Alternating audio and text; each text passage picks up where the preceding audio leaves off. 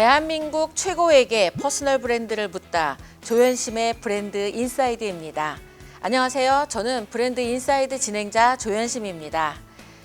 여러분, 학창 시절을 지나면서 여러분 마음속에 남아있는 선생님이 계실까요?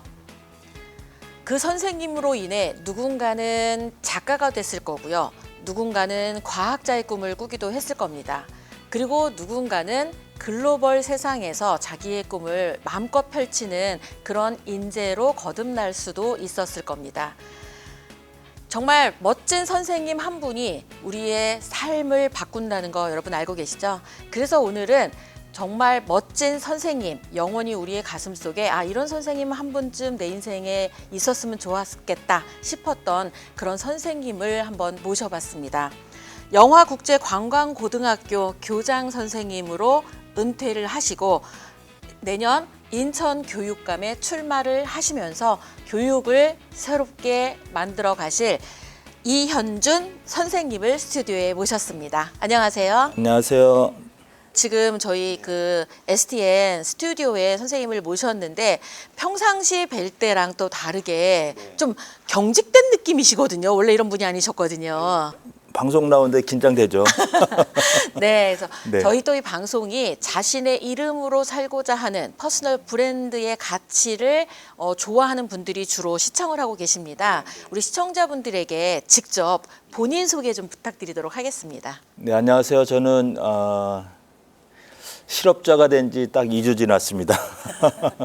영화국제관광고등학교에서 34년 6개월, 약 35년 동안 교편을 잡고 그 가운데 7년 반 동안 학교장 역할을 잘 마치고 지난 8월 30일 은퇴한 전 영화국제관광고등학교 교장 이현준입니다. 네, 너무 멋있게 34년 6개월 정확하게 정말 한 30년을 넘으면 다들 장인, 명인이라고 얘기를 하거든요. 교육계의 명인이십니다. 그럴까요? 교육은요, 끝이 없어요. 그렇죠. 평생 교육이라는 게 가치가 맞는 것 같다는 생각이 듭니다. 이현준 선생님을 많이 알고 계신 분들도 있지만 오늘 카메라를 통해서 처음 본 분들도 꽤 있으실 것 같아요. 교장 선생님으로 은퇴를 하신 분이 새롭게 또 교육과 관련돼서 또 다른 포부를 가지고 교육감에 나가겠다라고 지금 선포를 하신 거거든요. 그래서 교육감으로서 앞으로 만약에 당선이 된다면 나는 교육을 어떻게 해보겠다라고 하는 어떤 포부 이런 부분들도 조금 소개해 주셔도 좋을 것 같습니다. 제가 영화국제관광고등학교에서 학교장으로 재직하면서 공교육의 답을 찾았어요. 사실 공교육이 지금 현재 굉장히 위기지 않습니까? 불신받고 사교육 시장에 아이들 다 뺏기고 또 학생들이 또 교사들도 이제 학교 현장 이탈하는 그런 아주 어려운 형국에 있는데 제가 학교 경험을 하면서 이렇게 하면 되겠구나 하는 것들 찾았거든요. 우리 아이들이 그 가슴에 노래를 하고 춤을 추고 학교에 오는 것을 열광하고 기다리는 학교가 됐었어요. 그런 게 지금 현실에 있는 건가요? 네. 그래서 그런 거를 제가 경험을 하면서 이런 학교의 어떤 모델 가지고서 인천 교육을 좀 확산해 보고 싶다 이런 마음이 들어서 이런 교육감도 제가 이렇게 생각을 해봤습니다. 네. 지금 이 말씀만 딱 들어도 많은 분들이 이렇게 퀘스천을 남길 것 같습니다. 그게 상상 속에만 있는 게 아니라 현실에 존재한다고 이렇게 생각을 할 것 같습니다. 그래서 대표적으로 이 영화국제관광고등학교가 아이들이 왜 그렇게 학교 오기를 좋아하고 마음속에 춤추고 노래하면서 이렇게 오고 싶은 그런 학교, 혹시 아이돌 키우는 학교인가요? 아니 그렇지 않습니다. 그런데 지금 이렇게 네. 원래의 본연의 학생들이 배우는 걸 좋아하는 학교로 만든 어떤 노하우 같은 거, 숨은 노하우 같은 게 좀 있으실 것 같은데 그 부분들을 조금 그래도 한 2개, 3개 정도를 좀 풀어주시면 좋을 것 같아요. 제가 교장 2년차 때로 기억이 돼요. 출근길에 우리 아이들이 과연 학교에서 행복할까? 재미있을까? 성장할까? 라고 생각해 봤을 때 아니더라고요. 아이들은 성장하지 않고 학교 생활이 재미가 없는 거예요. 제가 내리감리교회라고 그래도 커다란 교회, 거기 이제 장로인데 교회학교 교장이거든요. 그런 그 교회의 교회학교 학생들, 고등부 학생들 예배 드리는 모습을 이렇게 보니까 그 아이들도 여전히 성장하지 않고 재미없이 교회 다니는 애들이나 학교 애들이나 똑같더라고요. 네. 그럼 왜 그 아이들이 성장하지 않고 저성장인 늪에 빠져 있고 재미없을까 했을 때 그러면 나는 예전에 교회 학교 다닐 때 굉장히 재밌었고 성장했었고 그때 내가 경험하고 배우고 성장한 것으로 내가 교장을 하는데 그럼 그 당시에는 옛날에는 지금보다 훨씬 더 낮은 수준의 그런 어떤 교육 프로그램 그런 것들로 진행이 되다 하더라도 그때는 굉장히 우리가 재밌고 성장했었거든요. 그러면 그 당시에 무엇이 있을까 생각해 봤을 때 셀프가 있었던 거예요. 셀프. 스스로 하는 거. 지금의 아이들은 재미없으면 안 하거든요. 학습도 그렇고 직업도 그렇잖아요. 맞아요. 내가 재미있어야지 하려고 하는 거고. 지금은 이제 선생님들이 엄청난 서비스를 교육 서비스를 제공합니다. 많은 예산을 들여서 아주 고급진, 아주 기름진 그런 프로그램들을 제공을 하는데 아이들은 정작에는 재미가 없고 성장하지 않는 것들이죠. 왜 그럴까? 스스로 하는 게 없는 거예요. 그러니까 우리 학생들은 자기 가슴에 스스로 불을 지피면은 이 불은 꺼지지 않는데 이걸 부모님이 불을 지펴주고 선생님이 지펴주니까 조금만 바람이 불어도 그냥 꺼지는 거예요. 오, 또 그렇게 예를 드시니까 확 이렇게 그 느낌이 와닿는데 그러니까 더 궁금해졌어요. 셀프로 아이들이 관심이 학교에 오는 게 관심이 아닐 수 있는데 그런 아이들이 어떻게 이 학교에 와서 불을 지피고 안 꺼트리면서 즐거워하면서 학교에 오게 됐는지 딱 그 노하우. 그래서 제가 이제 선생님들 다 모았죠. 2학기 준비할 때 선생님 다 모아놓고 그만합시다라고 했어요. 그만합시다 했더니 우리 선생님들이 우리 교장 선생님 뭘 갑자기 그만하자고 하는가 이렇게. 우리가 지금 하는 열심들, 우리 선생님들 열심히 하는 것들이 우리 아이들을 오히려 더 저성장의 늪에 빠뜨리고 있다. 그래서 우리의 열심이 아이들을 회방하는 거다. 우리 선생님들이 아이들의 네임택까지 다 만들어줘요. 사물함에 붙일 네임택도 워드 프로세스로 작성을 하고 이쁘게 도안을 해서 출력해서 코팅해서 붙이는 것까지 그렇게 하는 선생님 스스로 나는 참 좋은 선생님이야 라고 생각을 했고 관리자들도 참 좋은 선생님이다 칭찬했었어요. 근데 그러한 열심들이 오히려 아이들을 저성장의 늪에 빠뜨리는 거예요. 우리 교사의 역할을 좀 줄이자. 애들이 스스로 하는 것들을 좀 만들어 놓자 라고 해서 제가 이제 장명을 했죠. 제가 장명을 잘하거든요. 자율성장문화학교. 오, 자율성장문화학교. 네. 자율 잘 알잖아요. 그죠? 자율은 스스로 지키는 거예요. 스스로 만들고 스스로 지켜나가는 거고 그걸 통해 성장하는데 이런 것들이 어떤 프로그램이라든가 제도가 아니라 문화로 축적돼야 된다는 거죠. 오, 어려울 것 같은데 생각보다. 이 문화로 축적된 거는 흔들리지 않거든요. 네. 그 뿌리가 깊거든요. 그런 우리 학교 안에 학생들이 스스로 할 수 있는 그런 문화를 만들어서 스스로 성장하게끔 그런 학교를 만들어 보자라고 우리 선생님들한테 제안을 했고 우리 선생님들이 거기에 대해서 다 동의를 했고 그다음 이제 상징적으로 용의 규정도 없애자. 네. 그래서 교복은 국가에서 줬으니까 우리가 교복은 잘 입히고 파마도 염색도 화장도 장신구도 한번 허용해 보자. 진짜 개방학교인데요. 네네. 그러니까 타투라든가 이런 문신 같은 건 허용하지 말고 나머지 다 허용하자. 네. 우리 아이들이 이뻐지고 싶어하는 그런 욕구들이 있을 텐데 그걸 못으로 우리가 그걸 막으냐. 교문만 벗어나면 아이들이 다 버스 손잡이 같은 이런 걸 하고 다녀요. 성실하거나 뭐 공부 잘하는 학생들도 교회 오면은 다 버스 손잡이 하고 오더라고요. 이렇게. 네. 링기 거리를 버스 손잡이라고 말씀하시는 열린 교장 선생님이셨네요. 그래서 그 아이들이 이렇게 선생님만 눈에만 벗어나면 학교 차례만 벗어나면 다 누리고 있는데 규정을 해서 제한하겠다고 해서 학생들하고 아침부터 그렇죠. 그 전력이 누수거든 에너지의 누수예요. 애들이 그거 가지고 늘 씨름하는 거예요. 사실 학생들하고 교사하고 서로가 협력해서 해야 될 게 뭐냐면은 학습하고 진로를 열어주는 거거든요. 네.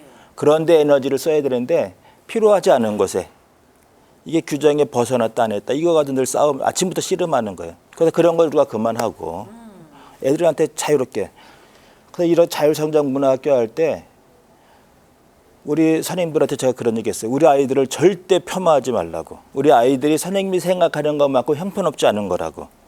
니네가 뭐 할 수 있어? 라고 우리가 그렇게 단정 져버리면은 그때 교육은 끝난 거라고. 너가 뭐 할 수 있어? 라고 하면은 아이들은 거기밖에 안 해요. 거기밖에 잘하지 않는 거예요. 그래서 우리가 아이들을 믿자고. 우리 아이들은 우리가 생각하는 것만큼 그렇게 어리지 않고 어리숙하지 않다고. 그 아이들에는 그 마음에 심지가 있고 자정 능력이 있다라고 생각을 했어요. 풀어놔도 애들이 그걸 스스로 지켜나갈 거라고.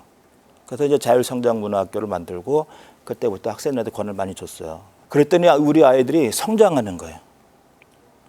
학교 생활을 즐거워하고. 혼날 일이 좀 줄어든 거잖아요. 네. 그렇죠. 네. 왜냐면 교장 선생님부터 우리가 이렇게 자율성장문화학교 할 수 있는 이유는 우리 선생님들이 너희들을 믿기 때문이다. 아, 나를 믿는다고 하는데 신나는 거죠. 그래서 우리가 체육대회를 할 때도 우리 선생님들한테 우리가 자율성장문화학교니까 체육대회 때 우리 선생님들 손 하나 까딱대지 말라고. 우리 아이들이 다 종목 계획하고 예선전하고 진행하고 청소까지 아이들한테 다 하게 하라고. 근데 우리 선생님들이 할 때도 좋았지만 우리 아이들이 할 때 그 체육대회는 그냥 잔치예요. 더 잘하는 거예요. 우리 선생님들은 그냥 내가 그랬어요. 선생님들 그냥 박수 치면 박수 치고 나와서 뛰려면 뛰십시오. 애들이 다 할 겁니다. 그러니까 애들이 요즘 우리 학생들이 이렇게 마이크만 잡으면 요즘 아이들이 그렇잖아요. 연예인입니다. 다 잘하죠. 그래서 우리 학교의 그 체육대회만 보면은 이 영어 학교를 다 할 수 있어요. 우리 학교를. 아, 이 학교가 이런 문화가 있구나.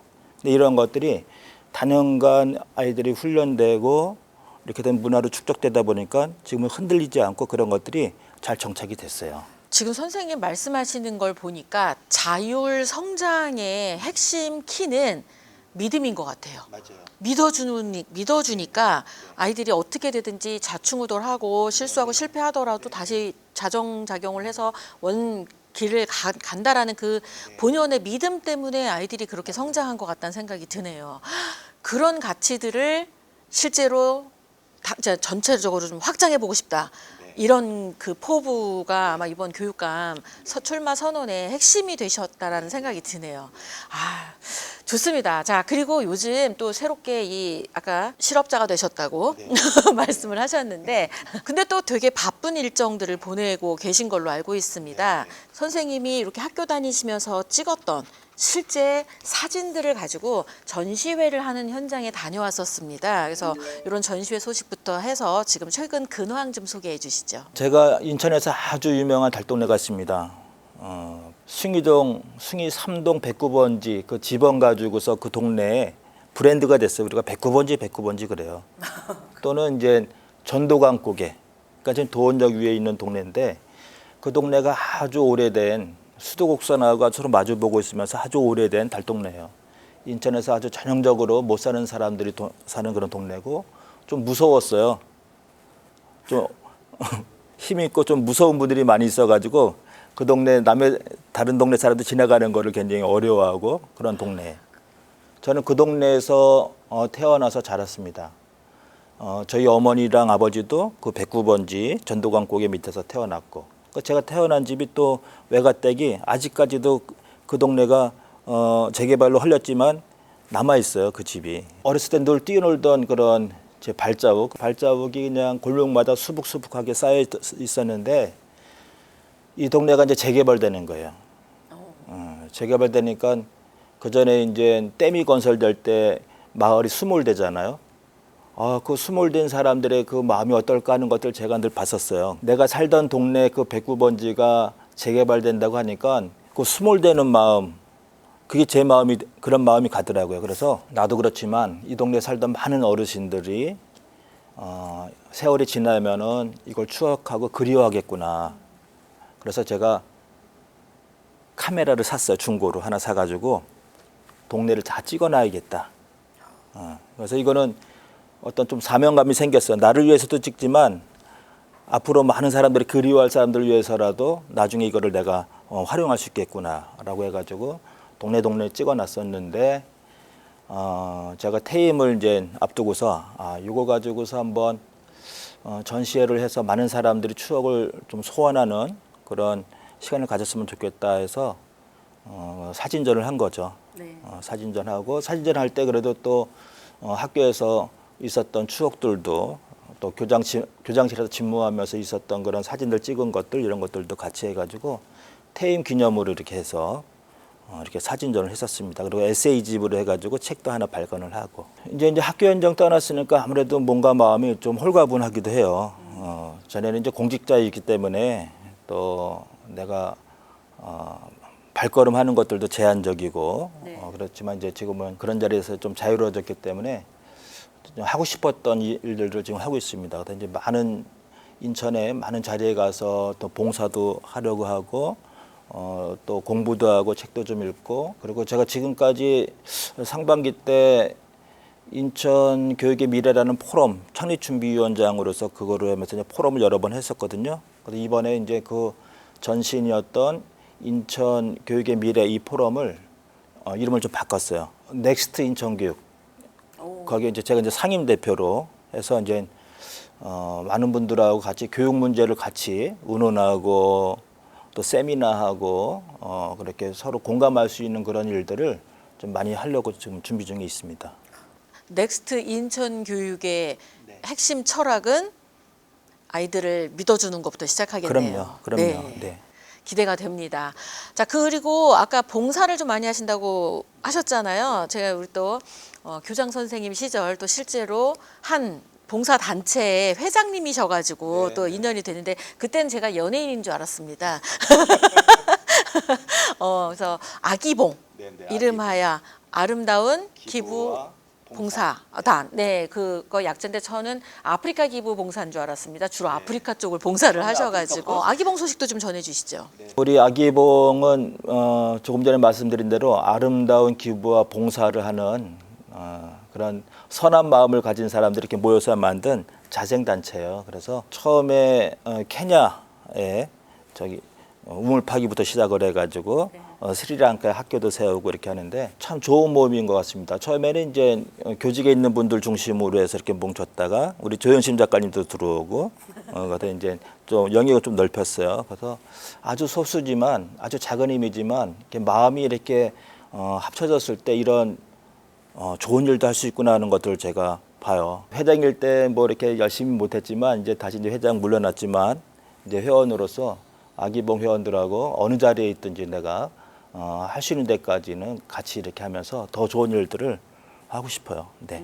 좋습니다. 아마 내년도에 해외에 또 봉사, 교육 봉사를 간다라고 하는데 그 소식도 좀 전해주시죠. 스리랑카에 이제 또 가서 학교 세우는 일들도 또 도모하고 봉사할 텐데 저희가 돈이 많아서 하는 게 아니잖아요. 시간이 많아서 하는 것도 아니고 마음이 있기 때문에 이게 가능한 것 같아요. 그래서 겨울에 스리랑카 가서 하는 봉사들도 아주 뜻깊고 의미 있는 그 사람들한테 많은 꿈과 희망을 줄 수 있는 그런 좋은 시간이 될 것 같습니다. 네, 이번 스리랑카 교육 봉사에는 저도 같이 따라가려고 합니다. 그래서 드론으로 아이들 교육할 때 보조교사로 같이 하고 지금 몰디브가 이렇게 물에 잠기고 있다라고 하더라고요. 그래서 마지막 볼 수 있는 기회다라고 해서 연결해서 거기까지도 같이 가볼 생각인데 혹시 방송 보시고 나도 그 교육 봉사에 한번 참여하고 싶다라고 하시는 분들 있으시면 연락 주시면 함께 갈 수 있는 방법 한번 찾아보도록 하겠습니다. 자, 저희 그 조현심의 브랜드 인사이드는 브랜드와 관련돼서 그 방정식이 좀 있습니다. 그래서 공식 질문이 존재합니다. OT. 자, 그래서 첫 번째 T는 탤런트. 어떤 재능을 가지고 시작을 하셔서 지금의 이렇게 그 교육이라는 분야를 하게 되셨는지. 그리고 두 번째 T는 트레이닝. 고수는 나름대로의 훈련법이 존재하죠. 그래서 나를 이 자리에 있게 한 그런 고수의 훈련법 세 가지를 들어보도록 하겠습니다. 그리고 토크, 온오프라인으로 소통이 중요한 시대에 어떻게 소통하고 계시는지 여쭐 거고요. 네 번째 T, 타임, 긴 시간 멈추지 않고 지금까지 쭉 이렇게 자신의 길을 걸어온 노하우와 방법 이유에 대해서 들을 예정이고요. 마지막 T, 타이밍, 인생의 최고의 때를 언제로 생각하시는지 이 기본 방정식 OT에 의해서 본격적으로 인터뷰 시작해 보도록 하겠습니다. 자, 첫 번째 T, 탤런트입니다. 어릴 때부터 나는 이런 재능이 있었다. 뭐든 어떻게 재능을 발견하셔서 지금의 이렇게 이 길로 오시게 되셨는지 좀 소개해 주시죠. 삼형제 중에 장남이에요. 장남이다 보니까 다른 사람 입장을 많이 살펴보고 좀 배려하는 마음들이 좀 있는 것 같아요. 저희 어머니가 그러시더라고요. 어느 교수님한테 강의를 들었는데 의사는 맨날 아픈 사람들만 보고 판사는 맨날 도둑질한 사람 보고 교육을 하다 보니까 이 가르치는 일이 가장 좋습니다라고 우리 어머니가 그 말씀에 이제 꽂혀서 왔어요. 저보고 야 현준아 너 다른 직업 말고 너가 학교 선생했으면 좋겠다. 근데 어렸을 때 그 말씀하신 게 이게 탁 와닿았어요. 와닿아서 근데 이제 우리 한국에서 사실 교사 되는 게 그 박봉인데도 불구하고 기회가 얻기가 어렵잖아요. 그죠? 우리 때만 하더라도. 대학교 때 이제 군대 갔다 와서 내가 노력한 것만큼 보상받는 것은 공기업에 도전하는 거다. 왜냐면 공기업은 그냥 시험 보는 거예요. 그 학교의 브랜드가 뭐냐 이런 거 묻지 않아요. 저는 한강을 넘은 대학을 가지 못했어요. 그래서 제가 그걸 극복하는 거는 내가 열심히 할 자신이 있으니까 내가 한 것만큼 보상받는 거는 공채 시험이다. 그 당시에 통신공사 4급 목표로 해서 2년 동안 정말 열심히 공부했어요. 어느 때는 경기도 광주 태화산에 있는 암자에 가서도 몇 달 동안 공부도 하고 나름대로 그렇게 했는데 이제 대학교 4학년 때 취업 시즌이 됐는데 제가 인하대학교 상업교육학과를 나오다 보니까 교직 과목을 필수로 이수해야 되고 그 필수 이수해야 되는 학점 가운데 교생 실습이 있잖아요. 이거는 제가 피할 수 없는 졸업을 해야 되니까 4학년 때 취업 시즌에 한 달 동안의 교생 실습이라고 하는 것은 저한테는 굉장한 장애물이었어요. 공부하는 흐름이 깨지잖아요. 야, 이 한 달 동안 이거 시간 낭비하는 거 어떡하지? 그 시간도 시간, 물리적 시간도 시간이지만 흐름이 깨지니까 괜히 걱정했죠. 고민할 때 캠퍼스 안에 소문이 났어요. 지금 우리 영화국제관광고등학교 영화여상에 가면은 교생을 날로 먹는다. 요령껏 할 수 있다. 왜냐면은 선생님들이 그렇게 많이 간섭 안 하고 대충 해도 교생을 할 수 있기 때문에 요령껏 해서 내가 취업 준비 공부도 할 수 있다. 이게 소문 났어요. 그러니까 제 귀에 들어오니까 다 하는 거죠. 다 영화학교 가겠다는 거예요. 근데 뭐 학교에서 받아줄 수 있는 티오는 제한적이고. 그래서 어떻게 합니까? 가위바위보 했죠. 가위바위보 하는데 저는 가위바위보 평상시 하면은 승률이 한 3할도 안 되는 것 같아요. 지는 게 더 많은 기억이 나는데 그날은 제 인생이 걸려 있기 때문에 아주 뭐 죽을 힘을 다해서 집중을 해서 가위바위보를 했죠. 그날 제가 이겼어요. 지나고 보니까 그 가위바위보가 제 인생을 바꾼 거죠. 지금은 이제 특성화고 직업계고라는 이름을 쓰지만은 그 당시엔 실업계고등학교 이렇게 했잖아요. 그러니까 실업계고등학교에 대한 좀 편견이 제가 갖고 있는 거예요. 우리 아이들이 공부를 안 하고 철이 없고 험악한 애들도 많고 좀 학교가 무섭지 않을까 이런 선입관 가지고 제가 이렇게 학교를 왔는데 첫날 1학년 1반에 제가 담임 배정이 돼서 아침 조회 시간에 교생 인사하는 거죠. 앞에 나가서 이렇게 인사하는데 저를 바라보는 54명의 그 학생들의 눈이 너무 맑은 거예요. 너무 순진하고. 그래서 제가 그때 너무 죄스러웠어요. 이런 아이들을 그렇게 내가 폄하해서 실업계고 애들이라고 철이 없을 거라고 생각을 하고 날라리가 많고 뭐 이렇게 편견을 가졌던 건 너무 제 자신이 부끄러운 거예요. 그런데 한 달 동안 있으면서 그 아이들한테 내가 그런 생각을 했었어. 미안해 이런 얘기를 못했어요. 자신이 없었어요. 그러면서 교생 실습이 시작이 됐는데 한 달 동안에 이 짧은 시간이지만 저는 서서히 무너지기 시작했어요. 그래서 결정적인 거는 그 당시에 저를 가르쳐 주셨던 그 지도교사가 고옥자 선생님이셨는데 그 선생님한테 제가 찾아갔어요. 우리 반 학생들을 좀 알고 싶은데 생활지도 카드를 좀 제가 볼 수 있겠냐고. 생활지도 카드는 자필로 이렇게 뭐 취미가 뭐고 특기가 뭐고 네? 뭐 장래 직업 희망이 뭐고 가족사항 쓰고 그다음에 쭉 자필로 서술식으로 내가 어떻게 살았다는 것들을 이렇게 쓰는 게 있어요. 그거 한 장만 앞뒤로만 봐도 이 아이가 어떤 아이구나 하는 걸 알 수 있거든요. 그러니까 제가 우리 아이들이 궁금하니까 그걸 한번 보고 싶더라고요. 그래서 그 선생님께 찾아가서 선생님 저한테 생활지도 카드 좀 제가 볼 수 있게 좀 해주십시오 했더니 이분이 안 된다는 거예요. 애들 개인 프라이버시가 있기 때문에 못 준다는 거예요. 제가 졸랐어요. 그랬더니 이분이 그러면 이건 지금 내줄 테니까 집에 가서 읽으라고.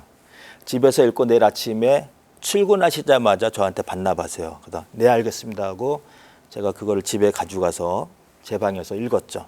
54명의 학생들 쭉 거기 있는데 전 다 읽지 못했어요. 엄청 울었어요. 왜냐하면은 54명의 학생들이 다 어려운 거예요. 그 삶이 너무 고단하고. 그래서 내가 가난하게 살았기 때문에 우리 아이들의 그런 가난한 흔적들을 보면서 뭐 다 부모님이 이혼하거나 뭐 했거나 뭐 외가댁 할머니랑 살고 뭐 이런 이야기들이 너무 많은 거예요. 그 아픔이 제 아픔처럼 느껴졌어요. 그래서 제가 그때 울면서 하나님한테 기도했습니다. 하나님, 내가 돈 많이 버는 직업 안 하겠습니다. 나 이 학교 보내주세요. 다른 학교도 싫습니다. 영어 학교 저 보내주세요. 여기 오겠습니다. 이 학생들한테 그 험한 세상에 다리가 되어 있잖아요. 그 제목이 생각나는 거예요. 내가 이 학생들한테 다리가 되어 주겠습니다.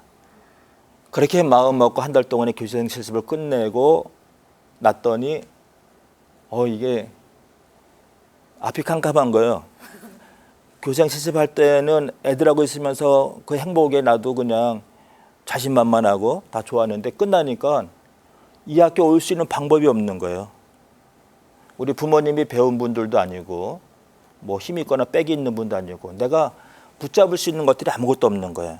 내가 의지할 수 있는 것이 없으니까 올 수 있는 방법이 보이지 않으니까 그럼 기도해야겠다 해서 달력에다 77일 날짜를 계수해서 표시해놨어요. 하루하루씩 이렇게 X자로 지어가면서 기도했어요. 딴 것도 아니고 그냥 영어학교 교사 되게 해주세요. 이것만 가지고 기도했어요. 하루하루 지어가면서. 그리고 77일째 되는 날 교장실을 찾아갔죠. 무조건 놓고 했어요. 그것도 들어오래요. 근데 아니나 다를까 제가 그런 상상을 했거든요. 날 77일 동안 그렇게 기도하고 마음에 준비하고 많은 멘트를 준비했지만 교장실에 들어가면 아마 얼어가지고 아무 말도 못할 거다. 근데 그날 정말 저는 교장 선생님의 그 위엄과 교장실의 그 뭘까요? 그 아주 그냥 분위기 있잖아요. 그 조용한 적막한 그 교장실. 거기에 나는 완전히 그냥 쪼그라들어가지고 아무 멘트도 못했어요. 어필을 하나도 못하는 거예요. 그분이 물어보시더라고요. 아버지 뭐 하시냐고. 그래서 아버지 문방구 하십니다 했더니 아무 말씀이 없으셔요. 우리 아버지 직업이 뭐 변변치 않구나. 그러니까 시간이 적막하게 흐르고 있다가 이제 이분이 이제 가지. 너무 허무하잖아요. 77일 동안 기도하고 그 많은 멘트를 준비했는데 아무 내 어필도 못하고 그냥 일어났어요. 일어나서. 그래서 등 떠밀려서 그냥 문 밖에 쫓겨나듯이 나가면서 야, 내가 77일 동안 그렇게 기도하고 많은 사람들한테 자신 있게 선언했는데 이거 뭐 칼집에다 칼도 못 뽑아보고 이렇게 너무 창피하네. 뒤돌아서 가지고 교장 선생님 제가 못다한 말이 됐으면 들어주실래 이걸 할까? 근데 그거 할 자신도 없는 거예요. 그래서 문 밖에 나갔어요. 그랬더니 문턱 그 사이에서 이분이 저한테 손을 내미는 거예요. 그랬더니 이 선생 2월 달에 보세나. 학교 가서 친구들한테 얘기하지 말고 행정실 들렀다가 그러는 거예요. 야, 너무 놀랍잖아요. 행정실 갔더니 행정실 직원들이 축하한다고 2월 달에 보자고.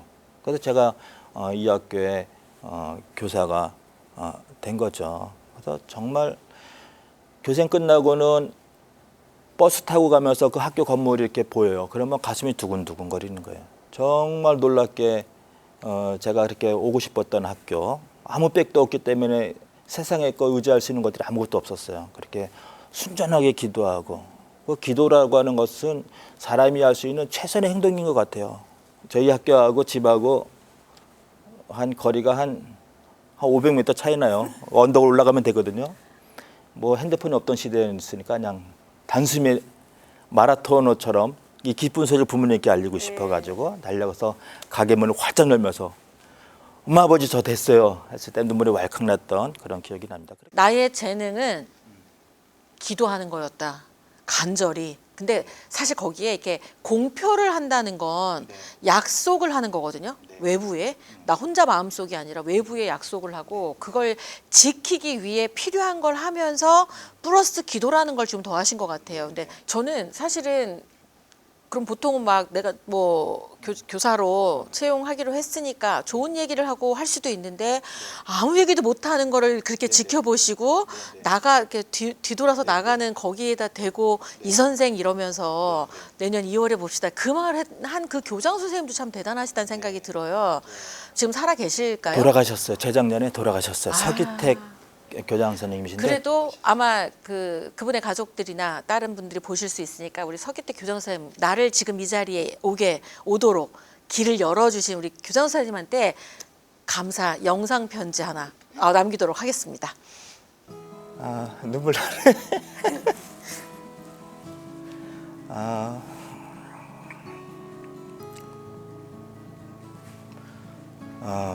서기태 목사님이셨어요. 그분이 교장 선생님,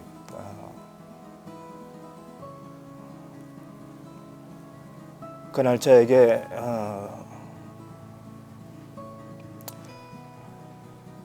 좋은 교사가 되라고 손을 내밀어 주신 것 늘 기억하고 있습니다.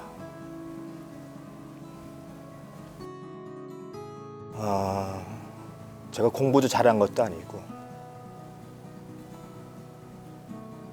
좋은 집안에서 잘 배운 것도 아니고 자랑할 것이 이렇게 많지 않았는데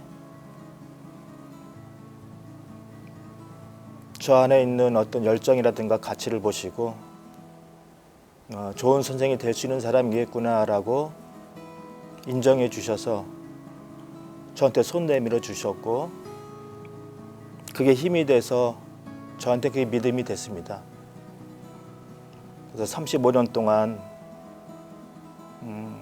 많은 사람한테 칭찬받는 그런 교사의 역할을 나름대로 감당하고 교장 선생님이 정말 30여 년 동안 그 당시에 교장하시면서 학교를 애지중지하셨는데 그런 학교를 이렇게 빛나게 하고 지난 8월 30일 날 자율은퇴를 하게 돼서 너무 감사합니다. 저한테 정말 좋은 기회를 주셨습니다. 평생 제가 교장 선생님 그 마음, 저한테 주신 마음 기억하고 살겠습니다. 고맙습니다. 너무 좋은 마음을 잘 전달하신 것 같다는 생각이 듭니다. 그래서 두 번째 질문이 더 궁금해집니다. 트레이닝, 훈련. 훈련을 어떤 식의 훈련을 해서 나를 지금의 다른 사람과는 좀 다르게 생각하고 다른 결과를 내게 됐는지 이 부분들에 대해서 한 3가지 키워드로 정리해서 소개해 주시면 좋겠습니다. 저는 어렸을 때 늘 부모님한테 칭찬받고 살았어요. 동네 어른들한테도. 칭찬은 그 아이한테 자신에 대한 믿음을 갖게 했더라고요. 그런 칭찬받고 살면서 저는 난 잘할 거야. 난 잘할 수 있어. 이런 믿음이 있었어요. 35년 동안 또 교장 8년 하는 동안 저에 대한 믿음이 먼저 있었고 저에 대한 신뢰가 있었고 제가 남들이 해왔던 일들을 그대로 답습하는 걸 싫어요. 혁명적인, 혁신적인 이런 마인드가 늘 있는 것 같아요. 늘 갈아엎는 거예요. 새롭게 하는 거. 근데 그게 교육에서는 사실은 그런 혁명이나 혁신보다는 오히려 이렇게 딱 안정하고 이렇게 그런 쪽이 더 일반적이잖아요. 그걸 그렇게 그런 생각을 하시는 게 쉽지 않은데 마치 그 기업의 스타트업 CEO 같은 느낌으로 지금 그걸 하신 것 같아요. 제가 평교살 때 수업할 때도 우리 학생들이 선생님은 회사원 같다 이런 얘기 했어요. 회사원 같다. 생각의 발상이라든가 저는 학생들 앞에 설 때 이렇게 티셔츠 같은 거 잘 안 입었어요. 그때도 이렇게 화이트 컬러에다가 양복을 많이 입었어요. 그게 옷이 주는 권위도 있거든요. 애들한테 단에 섰잖아. 단에 섰는데 집에서 입던 옷, 무릎하게 이렇게 늘어진 옷, 티셔츠 늘어진 옷 입고 오는 건 저는 아니라고. 어떤 분들은 등산복 입고 수업하는 분들이 있잖아요. 이렇게. 그러니까 저는 항상 거의 이렇게 갖춰 입었던 것 같아요. 그래서 저의 피 속에는 그런 뭔가 다른 창의적인 거, 혁신적인 거 이런 것들이 저한테 있는 거예요. 노력해서 하려고 그러면 얼마나 피곤합니까? 그게 일처럼 느껴지고. 근데 이런 것들이 자연스러운 거죠. 그냥 나오는 거예요. 그게 이렇게 발휘가 될 때 엔돌핀이 나오는 거죠. 그러니까 하나의 예를 들면은 저희 학교 와보셨잖아요. 그죠? 네. 영어학교는 너무나 아름다운 시설을 갖추고 있어요. 그 모든 것들을 제가 다 컨택했거든요. 뭐 그림부터 조명 색깔부터 페인트 색깔부터 다 제가 했는데 왜 그렇게 할 수 있었느냐. 제가 어렸을 때 그림을 늘 잘 그렸잖아요. 제가 이렇게 건축, 인테리어에 관심이 많았어요. 왜 그러느냐. 우리가 단칸방에 사는데 중학교 때까지는 그래도 그런 불편함을 그렇게 못 느끼고 살았어요. 내가 가난하다는 걸 잘 몰랐어요. 왜냐면은 우리가 가난했지만 부모님은 자식한테 좋은 거 주잖아요. 근데 머리가 크니까 이제 불편한 거예요. 한 방에서 5 식구가 사는 게. 그때 제일 부러운 게 방이 하나 더 있는 집. 그래서 제가 그림 실력이 있으니까 늘 연습장에다가 3D로 그린 입체로 제 방을. 그 당시에 제가 중학교 때 보르노 2층 침대 처음 그게 나왔었는데 그것도 사실적으로 그리고 늘 그리고 지우고 늘 그리고 지우고 우리 어머니가 늘 아유 우리 집이 있었으면 그 사글세 사는 사람의 그 서러움을 한숨 쉬듯이 얘기할 때 제가 어리지만 그게 여기에 남는 거예요. 그러니까 제가 이 다음에 돈 많이 벌어서 우리 부모님과 같이 살 집을 내가 설계도 해보는 거예요. 제가 아마 수학을 잘했으면 이과 가서 제가 아마 건축가 됐을 때 수학을 못 해가지고 내가 이과를 안 가 문과 가가지고 서점에 가서 전어를 보면은 주택, 건축, 디자인 이런 책이 손에 들어와요. 그거 보면 너무 재미난 거예요. 지나다니면서 보면은 저렇게 하니까 참 괜찮다. 이런 것들이 눈에 들어오는 거예요. 그 학교장 하면서 이제 많은 사업을 제가 따오면서 학교를 또 공간을 혁신할 수 있는 기회들이 많았었는데 이게 쏟아져 나오는 거예요.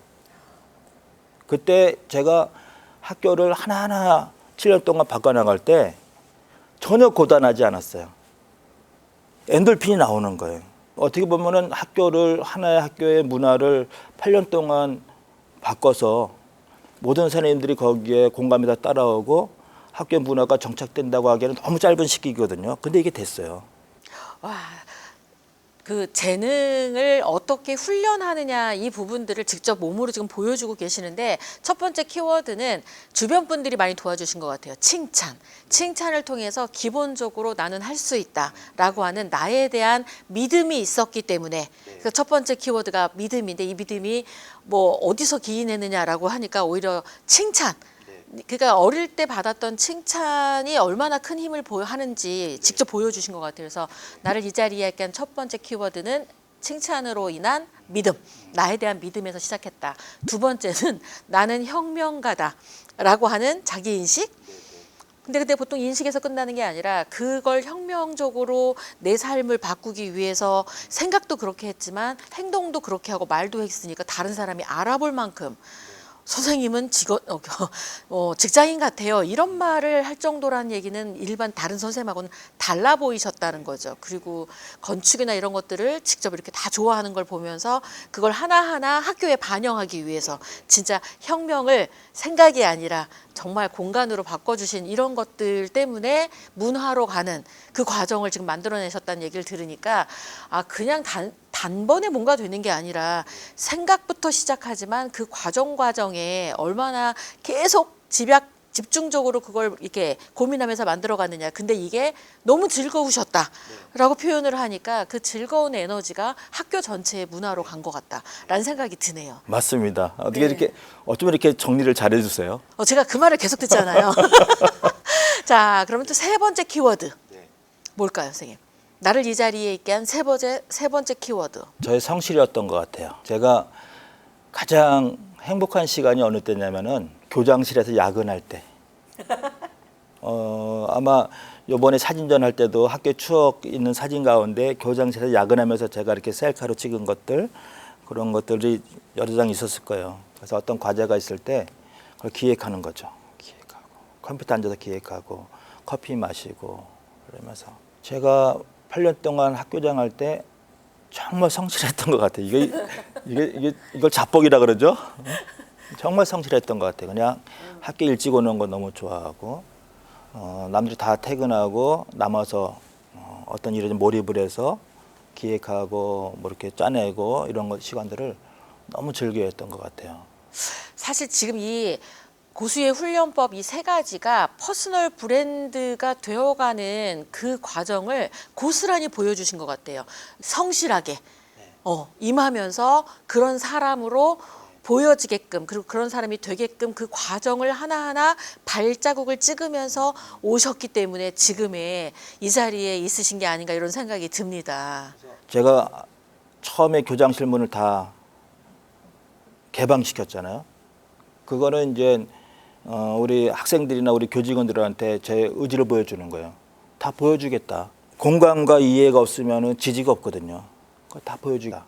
그래서 제가 문만 바꾼 게 아니라 해마다 제가 프레젠테이션을 했어요.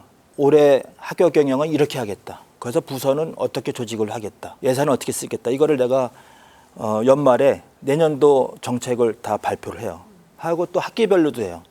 연말에 4개월 남겨놓고 학교에서 그 2월 달까지의 4개월, 그러니까 11, 12, 1, 2는요 엄청난 중요한 거예요.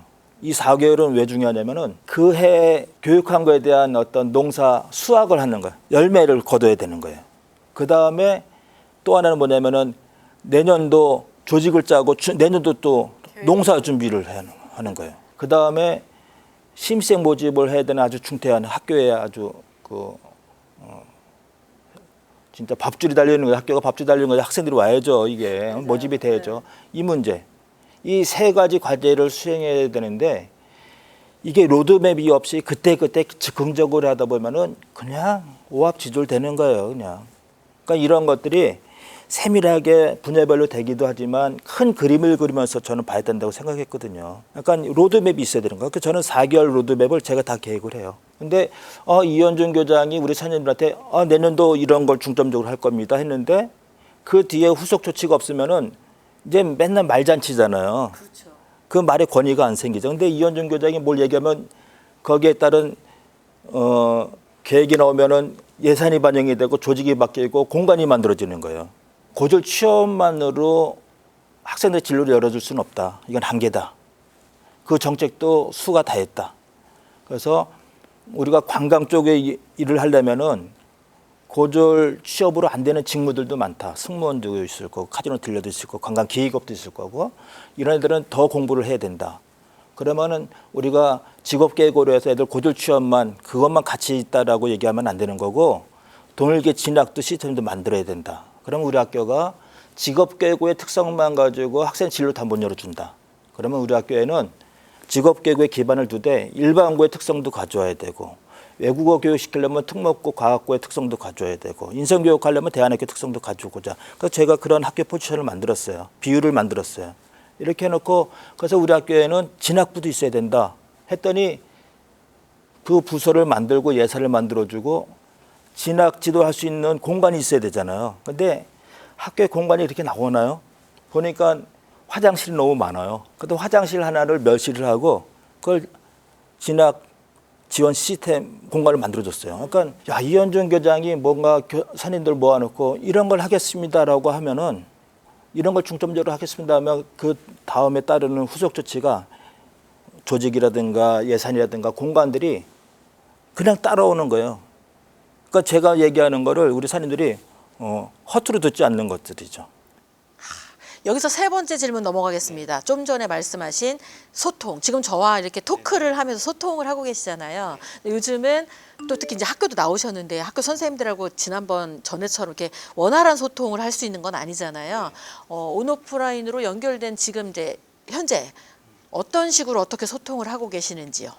이 부분은 우리 조현심 작가님이 많이 도와주셔야 될 부분이고 지금은 제가 우리 조현심 작가님의 그 브랜딩 책도 보면서 디지털 발자국의 그 가치 저는 굉장히 공감했어요. 그래서 우리 사립교장님들한테도 그런 책들을 권하고 그런 또 우리 강의들 들었는데 우리 선생님들도 그걸 충분히 얘기했었죠. 아이들의 디지털 발자국이 굉장히 중요하다.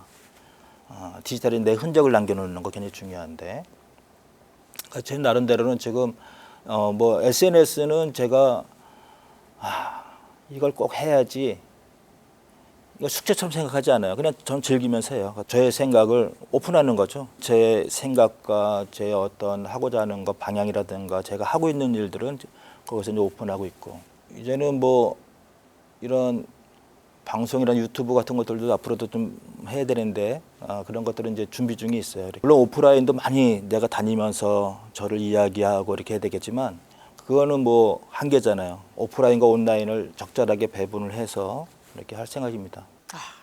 투명하게 소통하면서 앞으로 이현준 교장 선생님이 이제 우리의 영원한 선생님으로서 그런데 또 앞으로는 교육감이라는 또 역할을 가지고 또 어떻게 이 인천의 교육을 바꿔갈지 정말 기대를 하면서 소통하고 응원하도록 하겠습니다. 자, 네 번째 공식 질문입니다. 타임. 지금까지 어쨌든 정말 청년 때부터 쉬지 않고 멈추지 않고 쭉 지금까지 오셨습니다. 이렇게 나를 쉬지 않고 오게 한 힘이 있다면 어디에 기인해서 이렇게 계속 하실 수 있으셨을까요? 저는 교회를 다니잖아요. 우리 이 영상을 청취하시는 분들이 이제 종교적인 이야기 불편하실 수 있지만 하나님의 인도하신 것 같아요. 물고 같아요, 물고. 물고라고 하는 것들은 이제 물 이렇게 흐르는 통로잖아요, 좁은 통로. 제가 쭉 살아온 인생 보니까 그 물고 따라온 것 같아요. 제가 이렇게 거슬러 가려고 한 적은 없는 것 같아요. 내가 열심히 해서 막 물을 거슬러 올라가서 연어처럼 이렇게 해서 뭐 그런 삶을 살아온 것 같지는 않아요. 이게 어떻게 보면 그게 운명이죠, 그죠? 그러니까 이 학교에 제가 교사가 된 것들도, 교장이 된 것들도, 그리고 교장하는 중에 내가 뭐 교육감이라는 거 뭐 생각이나 해봤었겠어요? 그런 마음에 용기를 주고, 그 뜨거워지게 하고, 이런 것들이 물고 자꾸만 터지는 거죠. 물론 나의 열심도 있어야 되겠지만 한 사람이 가진 열심이라는 의지는 정말 이 자연 앞에서는 너무 약한 거거든요, 그죠? 얼마나 우리가 변죽이 심합니까? 근데 내가 인생의 물고가 트이고 뭔가 나를 뒤에서 밀어내는 어떤 힘이 있을 거다. 그러니까 저는 그 믿음이 지금도 있거든요. 근데 제 운명처럼 오는 거 어떡합니까? 저거 거부 못 하는 거죠. 그래서 저는 그 물고 따라가는 거예요. 마지막 질문입니다. 타이밍. 인생에 살다 보면 최고의 때가 최소 3번은 온다고 하더라고요. 그래서 이렇게 한번 딱 돌이켜 생각했을 때 내 인생 최고의 때는 이런 때였다. 란 게 있으시면 소개를 해주시고, 아직 안 왔다. 난 이런 때가 나의 인생의 최고의 때일 거다라고 하시는 모습이 있다면 그걸 소개해 주셔도 좋겠습니다. 저는 하나의 직업밖에 안 가졌습니다. 교사. 또 하나의 직장, 영화국제관광고등학교에서 첫 직장 가서 마무리했고, 그걸 77일 동안 소원하고 내가 막 열병이 나서 상사병이 나서 그렇게 77일 동안 몸부림치는 그 청년이었을 때, 그걸 잃었을 때에는 세상을 다 가진 것 같이 너무 기뻤었죠. 또 우리 어머니가 그렇게 바라던 일이었는데, 그때가 아주 지금 생각해도 늘 감격스럽고, 교장이 도전할 때 정말 그때도 순전하게 도전했어요. 이 학교 도전하는 그 마음으로. 학교가 그때는 아주 바닥을 치고 있었거든요. 세상 교육을 쫓아가지 못해가지고 그냥 바닥을 치고 있을 때 얼마나 부끄럽고 이게 슬픈 일이에요. 이런 학교를 이제 세상 교육을 선도하는 학교로 만들겠다고 제가 교장 공모 계획서에 타이틀을 정했어요. 신앙 교육으로 세상 교육을 압도하는 학교를 만들겠다는 게 제 타이틀이었어요. 그 마음으로 교장에 도전했고 교장이 됐고 했지만, 교장이 결정이 됐지만 마음에 두려움이 있죠. 잘할 수 있을까? 이게 번뜩번뜩 깨달음이 주어지고 사람들을 붙여주고. 그래서 제가 이 8년 동안의 교장 생활은 한 3박 4일 좋은 친구들하고 여행 갔다 온 것 같은 거예요. 뭐 남들은 고생했다는데 나는 정말 재밌게 일했거든요. 그래서 그렇게 교장이 돼서 내가 원하는, 내가 생각하는 학교, 내가 생각하는 교육을 실천에 마음 놓고 할 때, 그런 거 성취될 때 그 기쁨은 이루 말할 수 없죠. 하나 남은 거는 이제는 남겨둬야죠. 네. 또 제가 생각하는 교육, 또 우리 인천 시민들이 이렇게 변했으면 하는 교육, 거기랑 접점을 찾아서 우리 아이들이 가슴에 심장이 노래를 하고 춤을 출 수 있는 그런 교육을 만들었을 때, 저는 그때 또 엄청난 인생의 쾌감을 느낄 것입니다. 자, 그림처럼 설명하시는 최고의 스토리텔러세요. 벌써 지금 1시간 넘게 저기 지금 우리 이현준이라는 이름으로 살기까지의 라이프 스토리를 쭉 들려주고 계시거든요. 아마 이 이야기를 통해서 브랜드 인사이트를 많이 얻어 가시고 계시지 않나 이런 생각이 듭니다. 자, 이현준 선생님의 마지막 꿈이 있다면, 난 이런 꼭 이루고 싶다라고 하는 게 있으시다면 소개해 주시죠. 저는 교육밖에 모릅니다. 지난 35년 동안 제가 실천했던 교육들이 있어요. 거기에 우리 아이들이 열광을 했었고 공감을 얻어냈고, 그거 가지고서 대한민국이 아니어도 우리 인천 교육만큼은 내가 경험했던 거 가지고서 인천의 모든 아이들이, 아까도 말씀드렸지만 그 심장이 노래를 하고 춤을 추고 열광하는 그런 인천 교육을 만들어 보고 싶습니다. 막 너무 뜨겁게 함께 공감하는 시간이었던 것 같습니다. 자, 우리 시청자분들에게 마지막으로 인사하시면서 마무리하도록 하겠습니다. 제 별 볼 일 없는 이야기들을 이렇게 잘 들어주셔서 감사합니다. 한 사람의 생각이 세상을 바꿀 수도 있더라고요. 제가 학교에 재직하는 동안 또 교장을 하면서 나의 소소한 생각이 학교를 바꾸고 우리 아이들의 인생을 바꾸는 걸 봤습니다. 지도자가 된다고 하는 것은 굉장히 두려운 일입니다. 내가 오판하고 잘못된 길로 들어서면은 모든 사람이 거기를 따라올 수밖에 없거든요. 제가 좀 더 많이 공부하고 연구하고 우리 인천의 아이들이, 우리 학부형들이 어떤 교육을 바라고 해야 되는지 그런 것들을 잘 준비해서 열심히 하겠습니다. 네, 오늘 좋은 이야기 들려주셔서 고맙습니다. 네, 감사합니다. 오늘 여러분에게 제가 정리하면서 들려드리고 싶은 브랜딩 인사이트는 자신의 정체성을 스스로 정의하고 나는 혁명가이다 이런 것처럼, 그리고 그 혁명가로 살기 위해 일상을 성실로 채워가는 이야기를 가져보시라고 얘기를 하고요. 그거의 가장 중요한 포인트는 나는 그런 사람이 될 수 있다라는 믿음이라는 생각이 듭니다. 스스로를 믿는 것만큼 정말 좋은 브랜딩 자산은 없다는 생각이 들고요. 그 자신을 믿게 하는 힘에는 나 스스로에 대한 칭찬도 있지만 주변 사람들에 대한 칭찬이 굉장히 큰 힘을 발휘했다는 걸 생각하시면서 여러분 지금 주변을 둘러보시면서 보이는 분들을 칭찬해 주시는 거 어떨까 생각합니다. 선생님이 아니어도 분명히 누군가에게는 스승이 될 수 있다라고 하잖아요.